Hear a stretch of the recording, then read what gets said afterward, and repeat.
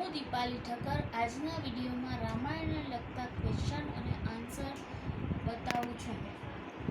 રાક્ષસોથી આશ્રમમાં રક્ષા માટે કયા ઋષિ રામ અને લક્ષ્મણને લઈ આવ્યા હતા? વિશ્વામિત્ર. હનુમાનજીના પિતાનું નામ શું હતું? કેસરી. માતા શબરી કયા વનમાં રહેતા હતા? દંડકરણ્ય. વનવાસ દરમિયાન શ્રી રામ કઈ જગ્યાએ સૌથી વધારે રોકાયા હતા? ચિત્રકૂટ. કૈકેયી કોના પુત્રી હતા? અશ્વપતિ. વનવાસ દરમિયાન શ્રી રામ અને શબરી કયા ઋષિના આશ્રમમાં મળ્યા હતા? માતંગ.